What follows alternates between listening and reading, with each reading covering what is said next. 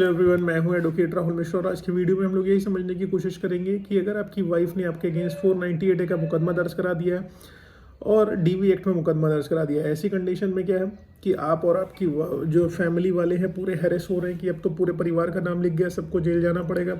ऐसी कंडीशन में क्या होता है, हैरेसमेंट स्टार्ट होता है और अपोजिट पार्टी आपसे पैसे मांगती है और आप सेटलमेंट के लिए तैयार हो जाते हो। मोटी एलिमनी 1-2 लाख 3 लाख 4 लाख 5 लाख जो भी वो मांगने को तैयार है, आप देने के लिए रेडी हो। लेकिन यही नहीं करना है आपको। आज मैं कुछ ट्रिक्स बता रहा हूँ जिनका इस्तेमाल करते हुए आपको उनको फंसा देना है, डरा देना है कि भैया हम भी कर सकते हैं चीज़ें। लेकिन उससे पहले मेरी आपसे रिक्वेस्ट है कि अगर आप लोग चैनल पर नए हैं या पहली बार आ रहे हैं या अभी तक आप लोगों ने इसे सब्सक्राइब नहीं किया तो प्लीज़ सब्सक्राइब करना। साथ ही साथ हम्बल रिक्वेस्ट और है कि अगर आप मुझसे पर्सनली बात करना चाहते हो लखनऊ, दिल्ली, इलाहाबाद में, तो प्लीज़ आप मुझसे अपॉइंटमेंट शेड्यूल कराकर ही फ़ोन करें। नंबर मैं हमेशा डिस्क्रिप्शन में देता हूँ, लेकिन डायरेक्ट कॉल ना कीजिए। छोटी सी फीस लेता हूँ अपॉइंटमेंट के लिए, वो पे करिए, उसके बाद आराम से बात करिए, कोई इशू नहीं। चलिए हम लोग वीडियो स्टार्ट करते हैं। देखिए आज की डेट में जैसे महिलाएं 498 जनरली क्यों लिखाती हैं, इसलिए लिखाती हैं, हो सकता है वो आपसे शुरू से ही शादी ना करना चाहती हो, उनका कहीं एक्स्ट्रा मैरिटल अफेयर हो या कुछ भी हो, वो अपने बॉयफ्रेंड के साथ सेटल होना चाहते हैं, तो सोचती हैं कि चलो मुकदमे लिखाते हैं, हैवी अमाउंट इससे मांग लेंगे, उसके बाद अपने बॉयफ्रेंड के साथ सेटल हो जाएंगे। ये होता है सबसे बड़ा रीज़न आज की डेट में, जो आजकल ट्रेंड में है। मैं किसी को ब्लेम नहीं कर रहा हूँ, लेकिन रियलिटी है, मिथ नहीं है। मेरे पास 50 केस है ऐसे जो ये एक्चुअल में होता है। तो ऐसी कंडीशन में महिलाएं आपको धमकाएंगी कि देखो ऐसा सारे के सारे लॉस विमेन सेंटरिंग है, तू कोर्ट आ, मैं तुझे देख लेती हूँ। आपके साथ भी होता होगा, अगर होता है तो प्लीज़ बताना जरूर कि किसके साथ हुआ ऐसा, ठीक है। अब आपको इसमें हैरेस नहीं होना है, डरना नहीं है। आपको करना क्या है, करना ये सबसे पहली चीज़, उसमें टाइम निकालना है। टाइम आप कैसे उनका निकाल पाएंगे, जैसे वो FIR लिखा है 498 की, आपको कुछ नहीं करना है, थोड़ा सा वेट कीजिए। उसके बाद ऑनरेबल हाई कोर्ट आ जाइए क्वेश्चनिंग में। क्वेश्चनिंग में आते हैं आप अरेस्ट स्टेप आ जाएंगे, पक्की बात है। गिरफ्तारी किसी की नहीं होगी, वो चाहती यही थी कि सबकी गिरफ्तारी हो, उसके बाद पैसे वसूले। अब आपकी किसी के घर की गिरफ्तारी नहीं होगी, अरेस्ट स्टे क्योंकि मिलेंगे आपको कोर्ट से। और दूसरी चीज़, अगर FIR आपकी क्वेश्चनेबल है, केस की मेरिट ठीक है, तो आपकी FIR वहीं पर क्वेश हो जाएगी, ख़त्म हो जाएगी। तो उनका जो सपना था आपको जेल भेजने का, हैवी अमाउंट वसूलने का, वहीं से चकनाचूर हो जाएगा। अगर इन केस एक बार के लिए मैं मान लूँ कि FIR नहीं क्वेश होती है, तो उस कंडीशन में आपको एंटीसिपेटरी बेल ले लेनी है। एंटीसिपेटरी बेल ले लेनी है, आराम से रहना है, कोई पैसा नहीं देना है, ट्रायल फेस करना है। क्लियर हो गया आपको ये, ठीक है। अब मान लीजिए इस दौरान 1 साल का लगभग समय निकल गया। अब उनका मकसद क्या था कि आपका जल्दी से जल्दी आपसे पैसा ले सके, क्योंकि इसीलिए केस लिखा है ताकि आप सेटलमेंट करो। अब आपने 1 साल यहाँ पर काट दिए। जब 1 साल काट दिए तो इस दौरान देखना किसी न किसी का फ़ोन आएगा, कोई ना कोई आपको संपर्क करेगा कि सेटलमेंट कर लो। लेकिन आप सेटलमेंट के लिए तैयार मत होना, पैसा नहीं देना है। अब आपको दूसरी चीज़ करनी है। वो दूसरी चीज़ क्या करनी है, आपको उनके ऊपर FIR लिखानी है। आप कहोगे सर यार FIR कैसे लिखा दें, हम फंस गए, उल्टा हमारा मुकदमा चल रहा है, वकील का पैसा झेल रहे हैं, सब कुछ कर रहे हैं। तो भाई साहब, उसने मैट्रिमोनियल FIR अपनी लोकेशन में जाके लिखा दी, अब आप उसकी प्लेस पर लड़ने जाते हो।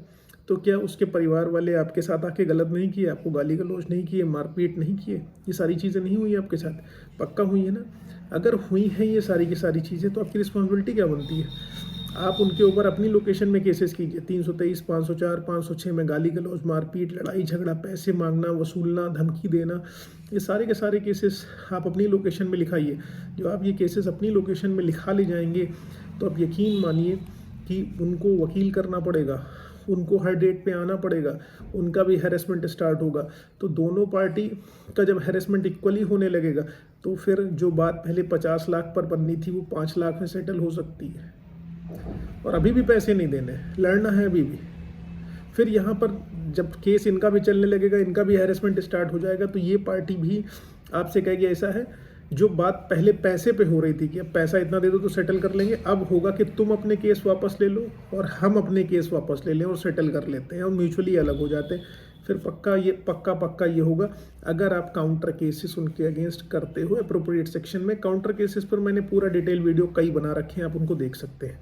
खैर, तीसरी चीज़ क्या करनी है, मान लीजिए वाइफ ने आपकी मेंटेनेंस का केस कर दिया, 125 का केस कर दिया, मेंटेनेंस कर दिया, सीधा लड़का है, सीधे कोर्ट ने आदेश कर दिया, हर डेट पे वो मेंटेनेंस दे रहा है। हर डेट पे मत दो, मैं कोई इलीगल काम नहीं करने को कह रहा हूँ, आपके पास जो अवेलेबल रेमेडी है उसका इस्तेमाल करने के लिए कह रहा हूँ। हर डेट पे मत दो, ट्रांसफ़र करना बंद कर दो, क्योंकि कोर्ट को उन्होंने गुमराह करके हैवी सैलरी दिखा दी, आपकी हैवी इनकम दिखा दी, अपनी सारी इनकम छुपा ली, आपकी लाइबिलिटीज़ को नहीं शो किया और उन्होंने मेंटेनेंस कोर्ट से ले लिया और कोर्ट ने आदेशित कर दिया। अब आप मेंटेनेंस मत दो, उनको एग्जीक्यूशन फाइल करने दो। एग्जीक्यूशन फाइल करें, वो आपके अगेंस्ट वारंट कराएं। जब वारंट आए तो कोर्ट में जाइए, जज साहब को बताइए कि देखिए सर हमारा सैलरी ज़्यादा दिखा दिया इन्होंने, सारी की सारी चीज़ें हो गई। तब कोर्ट में आप रिक्वेस्ट कर दो कि जब वारंट हो जाए तब जाओ आप, है ना। डिफ़ॉल्ट करने को नहीं मैं कह रहा हूँ, जब कोर्ट से वारंट हो जाए तब जाओ। कोर्ट कहेगा ऐसा है यार, रिकवरी इसने डाल दी है, तुम इसको मेंटेनेंस दे दो। हाँ ठीक है, 4 महीने 5 महीने उसके लिए भी उसने केस लड़ा, रिकवरी आई आपने दे दिया, कहा साहब कुछ ना कुछ करिए, पार्ट पेमेंट कर सकता हूँ, ये कर सकता हूँ। और फिर ज़रूरी थोड़ी ना कि आपको रिकवरी एक बार पड़ गई तो हर डेट पे फिक्स डेट पे ही दोगे, फिर अगली डेट पे रिकवरी डालने दो। इस तरीके से अगर लड़की को रेगुलर उसके अकाउंट में अमाउंट जाता रहा, पैसा जाता रहा, तो कभी ज़िंदगी में नहीं सेटल करेगी। पैसे देने में भी रुला दो, तब वो सेटलमेंट की नौबत पे आ जाएगी।